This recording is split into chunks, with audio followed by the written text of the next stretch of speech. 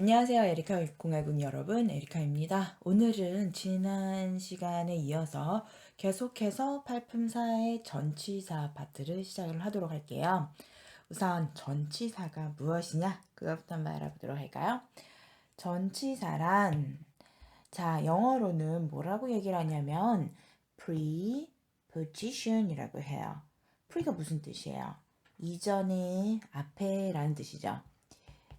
앞에, 다음에 포지션은 무엇을 의미하죠? 포지션은 바로 위치.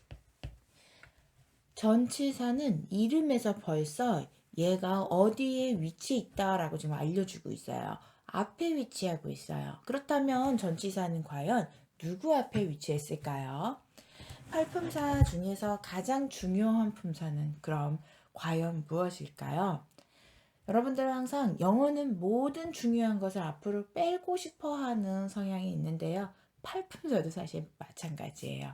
가장 중요한 분사는 뭐냐면 바로 명사 그리고 대명사입니다. 전치사는 누구 앞에 위치하냐면 명사나 혹은 대명사 앞에 위치하는 아이가 바로 전치사예요. 자, 그렇다면 전치사는 무엇 때문에 명사와 대명사 앞에 나타나는 걸까요? 그 이유는 바로 이것입니다. 명사와 대명사의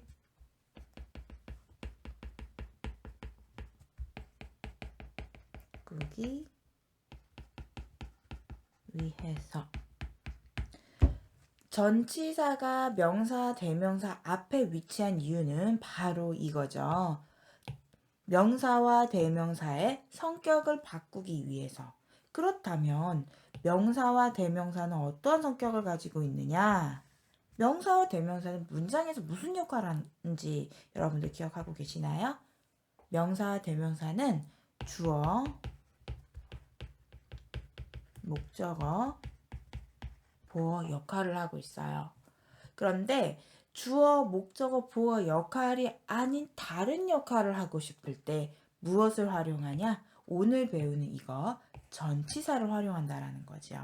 자, 그렇다면 어떤 식으로 구체적으로 어떤 방식으로 하는지 한번 알아보도록 하겠습니다. 전치사라는 개념, 즉 명사가 명사와 대명사를 어떠한 식으로 성격을 바꾸는지 이 전치사의 개념에 대해서 알기 전에 우선 우리는 무엇을 알 거냐면 구라는 개념을 알게 될 거예요.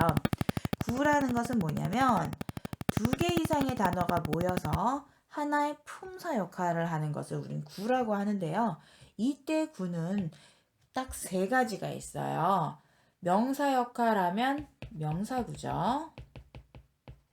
형용사 역할하면 형용사구예요. 부사 역할하면 부사구. 이렇게 세 가지로 나타날 수 있습니다. 방금 우리가 명사 대명사가 하는 역할에 대해서 말씀을 드렸죠.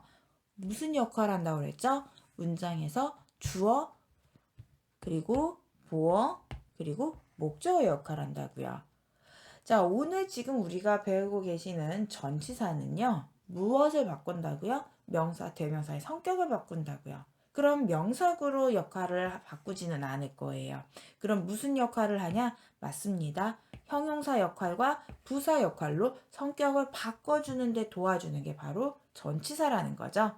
그럼 어떠한 식으로 하는지 구체적인 예를 한번 보도록 하겠습니다. 자, 형용사구.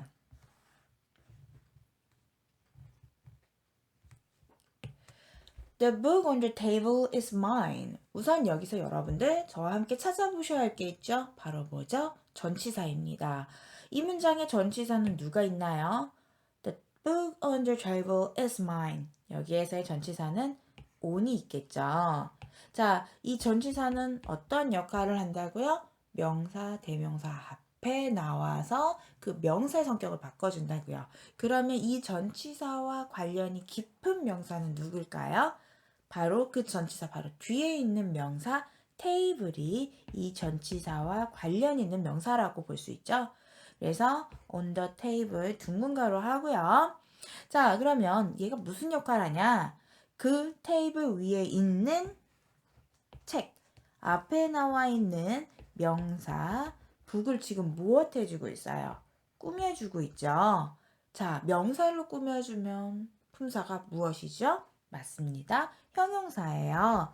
그래서 형용사구라고 우리가 이야기할 수 있는 거죠. 그래서 그 테이블에 있는 책은, 그 탁자에 있는 책은 is 누구의 것이냐면 mine, 나의 것입니다. 라고 이렇게 명사를 꾸며주는 형용사 역할을 할 수 있어요. 자, 여러분들 형용사에 대해서는 지난 시간 형용사 부사 파트에서 제가 말씀을 드렸어요. 형용사가 하는 역할, 첫 번째 명사 대명사 수식이죠. 지금 여기는 명사 대명사 수식한 모습이었습니다. 그럼 두 번째 역할은 무엇이었죠? 네, 맞습니다. 보어 역할이지요. 여러분들 기억해 주셨네요. 자, 그럼 보어 역할하는 예 한번 보도록 하실까요? The tool is of use. 자, 이 문장에서 전치사는 누구일까요? 전치사는 바로 of가 바로 전치사가 되겠죠. 자, 이 전치사는 누구와 관계가 깊을까요? 선생님, use는 동사 아닌가요? 네, 맞습니다. use는 동사예요. 그러면 어떻게 전치사 뒤에 동사인 use가 나올 수가 있죠? 네, 나올 수 없죠. 하지만 use는 동사의 뜻만 가지고 있는 게 아니라 명사로 사용이라는 뜻도 가지고 있답니다. 그래서 이 of와 관계 깊은 명사는 바로 use가 되는 거죠. 그래서 이것은 해석이 of use, 유용한이라고 우리가 해석할 수가 있어요. 그래서 이 도구는 어떤가 하면 유용하다 해서 서술어 역할하는 보어라고도 볼 수가 있게 되는 거죠. 여기까지 이해하셨나요? 다시 말씀을 드릴게요. of use는 해석이 뭐라고요? 유용한이라고요. 아시겠죠? 자, 형용사 역할하는 예 두 가지 말씀을 드렸어요. 그럼 부사 역할하는 예도 한번 보셔야겠죠? 부사 역할하는 이 예문을 한번 보실까요? He goes to the bank. 자, 이 문장에서 전치사는 누군가요? 네, to가 바로 전치사의 역할을 하고 있어요. 그럼 이 전치사 to와 관계 깊은 명사는 바로 그 뒤에 있는 명사 bank가 되겠죠. 이것도 전명구. 자, 어떠한 역할을 하는지 보실까요? 그는 가요. 어디로 가요? 그 은행에, 그 은행으로 가요. goes는 뭐예요? 가다라는 동사죠. 동사를 꾸며주면 뭐라고 지난 시간에 저와 함께 하셨죠? 네, 맞습니다. 부사라고 말씀을 하셨죠. 자, 그래서 부사구가 되는 거죠. 자, 그래서 이렇게 전치사가 명사와 결합해서 만들어지는 두 가지의 특별한 구. 무슨 구죠? 네, 형용사구, 부사구 배워보셨는데요. 자, 전치사는 사실 좀 많이 있어요. 제가 이 시간에, 이 짧은 시간 안에 전체 다를 다뤄드릴 수는 없습니다. 하지만 제가 가장 많이 사용을 하고, 다시 제가 가장 많이 사용하고 있는 여러분들 자주 보신 하지만 약간은 헷갈리는 이 전치사 세 가지만 오늘 말씀을 드리고 이 수업을 마무리하도록 하겠습니다. 자, 그렇다면 그 세 가지 한번 가보실까요? 네, 전치사 at, on, in이 있어요. 이 at, on이 어떠한 식으로 활용이 되는지 한번 보실까요? 우선 전치사 at의 특징을 말씀을 드리도록 할게요. 전치사 at은 좀 뭐랄까 구체적이고요. 좀 약간 디테일적, 즉 세부적인 특징을 가지고 있어요. 그래서 시간에서도 구체적인 시간, 또 세부적인 시간, 장소도 마찬가지겠죠. 그러면 어떤 식으로 쓰이는지 예구를 한번 말씀을 드릴게요. 예를 들어서 지금 시간이 오후 2시 30분이에요. 그러면 2시 30분에 라는 표현을 쓸 때는요. 뭐라고 하냐면 at 2:30 이렇게 표현을 해요. 정오예요. at noon 이런 식으로 구체적인 시간을 나타낼 때는 전치사 at을 씁니다. 그런데 예외가 하나 있어요. 밤을 나타낼 때도 또한 at night라고 해서 전치사 at을 쓰는데요. 자, 그렇다면 왜 밤은 긴데 왜 구체적이고 세부적인 이 전치사 at을 사용할까요? 옛날로 한번 거슬러 올라가면 조선시대 한번 생각해 볼까요, 우리? 조선시대에는 이러한 전기불이 있었을까요? 그래서 밤새도록 내 마음대로 불 켜놓고 무엇인가를 할 수 있었을까요? 아니죠. 호롱불에 의지해서 그 어두운 그 밤을 비췄는데요. 문제는 모든 사람들이 호롱불을 자유자재로 사용할 수 있을 정도로 그 물자가 풍부했었나요? 아니거든요. 호롱불을 사용할 수 있었던 것은 이제 지체 높은 양반집에서만 거의 자유롭게 사용할 수 있지만 보통의 평민들은 이 호롱불을 켜는 그 기름이 너무 비싸다 보니까 자유자재로 사용할 수 없어요. 그러면 사람들이 어떻게 하냐? 새벽에 일어나서 아침밥 후딱 먹고 그 다음에 무엇을 하죠? 계속해서 일을 합니다. 그리고 나서 밤에는 어떻게 해요? 호롱불이 켜야 하는 그러한 밤에는 어떻게 하죠? 호롱불을 최대한 아껴 쓰기 위해서 일찍 잠이 들어요. 근데 제가 아까 말씀을 드렸죠? 새벽같이 일어나서 계속 일을 해요. 얼마나 피곤하겠어요. 밤이 되면은 눕자마자 드르렁 코 골면서 자겠죠. 하지만 새벽에 수탉이 꼬꾸댁 하고 울게 되면 그 순간 깨죠. 그럼 여러분들 정말 피곤해서 주무시다가 눈을 뜨면 바로 아침인 경우 많지 않나요? 네, 맞아요. 그 정도로 어려웠었던 그 당시 사람들은 밤이 긴 시간이 아니었을 거예요. 짧은 시간이었겠죠. 그래서 밤을 나타낼 때 전치사 as 쓴다라고 이야기할 수 있는 거예요. 그럼 이제 장소도 볼까요? 장소 중에서 가장 구체적인 장소는 바로 뭐냐? 어떠한 딱 그 곳을 나타내는 거죠. 그래서 구체적인 장소, 집에서 at home, 학교에서 at school 이런 식으로 나타낼 수 있는 거죠. 자, 그러면 잠깐만요. 오늘 보기 전에는 제가 우선 먼저 in을 하고 싶어요. 자, in은요. 좀 아까 at과는 좀 반대되는 개념이에요. at은 구체적이고 세부적이라면 in은 바로 조금 포괄적이라고 보시면 돼요. 포괄적이며 넓은 개념을 가지고 있는 게 바로 전치사 in이에요. 즉 시간도 좀 길고 넓은 시간을 나타낼 때 우리는 전치사 in을 씁니다. 예를 들면 12월에 라고 하고 싶어요. 12월은 긴 시간일까요? 짧은 시간일까요?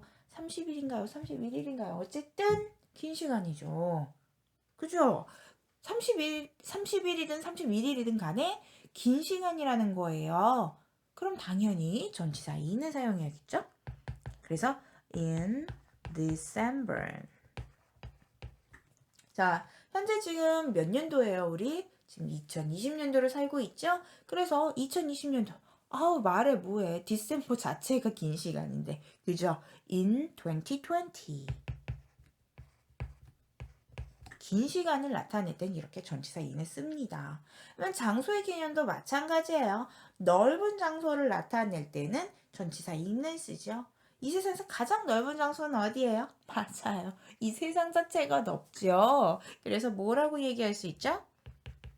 In the world. 이렇게 표현할 수 있어요. 근데 이제 물론 세상보다는 조금 작긴 하지만 그렇다고 작은 개념은 아닌 바로 뭐예요? 국가 내도 마찬가지로 넓은 개념으로 이야기할 수 있겠죠? 한국에서 라는 표현으로 우리는 이렇게도 쓸 수 있어요. In Korea. 이렇게요. 자, 전치사 at은 좀 구체적이고 세부적인 시간과 장소를 나타낼 때라고 말씀을 드렸어요. 그러면 전치사 at는 포괄적으로 넓은 개념을 나타낼 때 사용하는 거라 말씀을 드렸습니다. 그렇다면 o는 뭘까요? 궁금하시죠? 네, 맞습니다. at도 아닌 in도 아닌 정말 특별한 이야기를 다룰 때 사용하는 게 바로 전치사 on입니다. 전치사 on은 좀 뭐라고 말씀을 드리면 좋을까요? 네, 맞아요. 스페셜하다고 볼 수가 있겠죠. 자, 어떤 식으로 스페셜하게 쓰는지 한번 알아보도록 할까요? 시간에서 먼저 말씀을 드릴게요. 자, 세상에서 가장 특별하고 중요한 날은 언제일까요? 네, 맞습니다. 생일이에요. 그죠? 자, 생일을 제가 구체적으로 말씀을 드리면 저의 생일은 10월 14일이에요. 네. 10월 14일에 라는 표현으로 이렇게 표현을 한다는 거죠. On October 14th. 이렇게요. 네, 맞아요.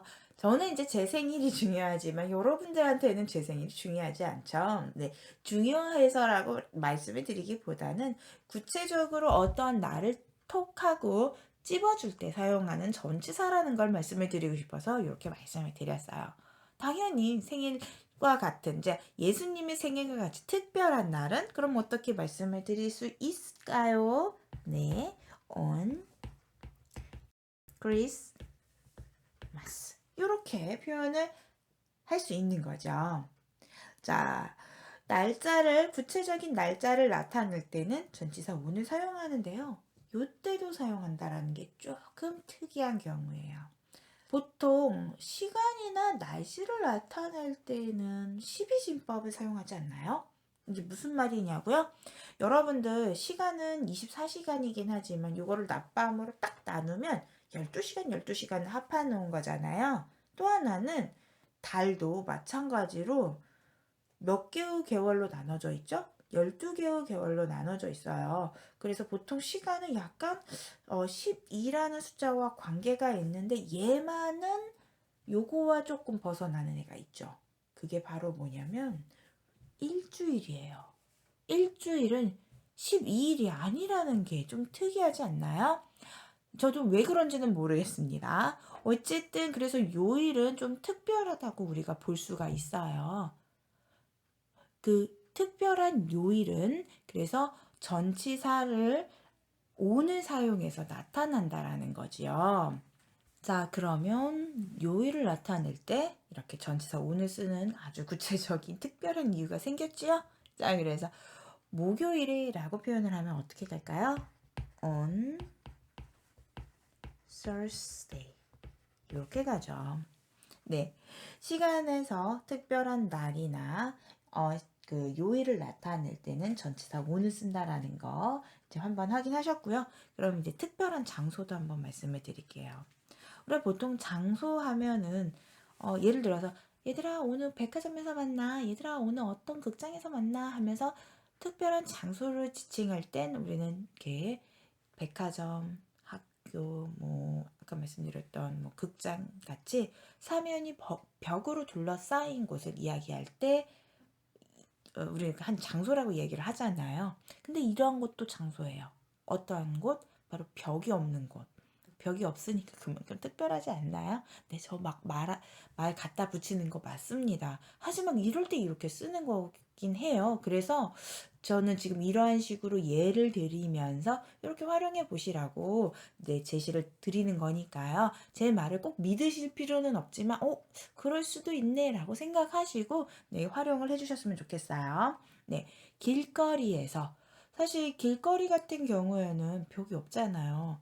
벽 있잖아요, 선생님. 뭐 예를 들면은 학교라는 벽이랑 뭐 우체국이랑 벽이랑 이런 벽들이 길거리 위에 있잖아. 네, 맞아요. 그렇지만 그 벽들이 그 길을 한정 지어주는 그 벽이 아니라 우체국 또는 학교를 한정 지어주는 벽이잖아요. 그러니까 그 길거리에 있는 벽하고는 전혀 상관이 없는 거죠. 이렇게 벽이 없는 장소를 나타낼 때도 전치사 on을 씁니다. 그래서 길거리 위에서 즉 길거리에서 on the street. 해변도 마찬가지죠. 그래서 해변에서 그래서 on the beach. 네, 여기까지 해서 가장 활용도도 높고 자주 사용하는 이 세 가지 전치사까지 한번 배워보셨는데요. 전치사 어떠셨나요? 아직도 전치사가 어려우신가요? 전치사는 정말 쉬운 품사이고 또 가장 잘 재미있게 활용할 수 있는 것이니까 우리 전치사에 대한 두려움 다 잊어버리시고 열심히 사용해 보시도록 하겠습니다. 자, 오늘 여기까지 하도록 하고요. 다음 주 이 시간에 다시 만나 뵐게요. 안녕.